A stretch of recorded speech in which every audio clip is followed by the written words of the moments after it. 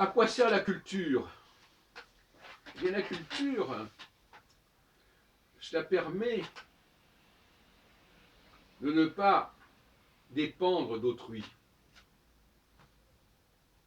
En tout cas pas au premier degré. Quelqu'un qui n'est pas cultivé, on peut lui raconter n'importe quoi. Il ne peut pas corriger ce qu'on lui dit.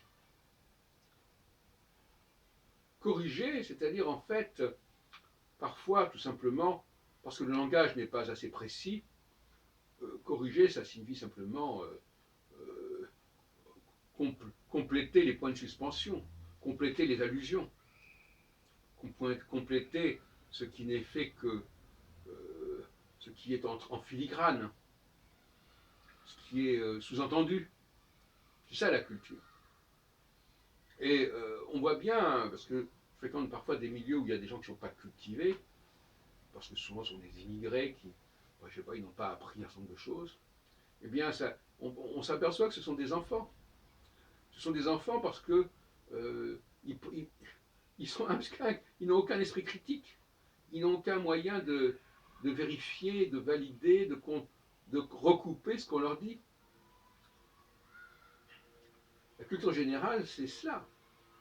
C'est ne pas être.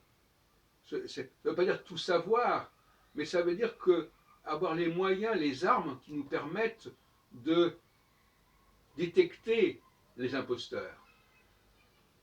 Parce qu'un imposteur qui ne connaît pas bien son sujet, tôt ou tard, on le démasque. Parce qu'il va dire des choses qui ne tiennent pas debout, qui sont contraires à ce que l'on sait par ailleurs.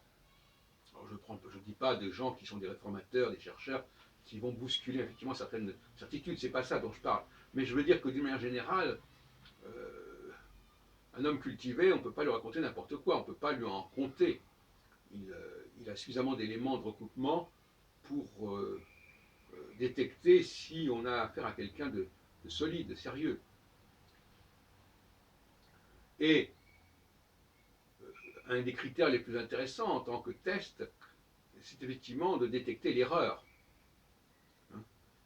Par exemple, quelqu'un qui dit je connais une langue, je connais telle langue. On lui donne un texte où il y a des fautes, on lui dit corrigez les fautes, signalez les fautes. Si il n'est pas capable de signaler les fautes, c'est qu'il ne maîtrise pas la langue. Dans tous les domaines, c'est pareil. En histoire, quelqu'un, dans n'importe quel domaine, la capacité à corriger et à détecter l'erreur, la faute, l'ignorance, c'est le critère par excellence.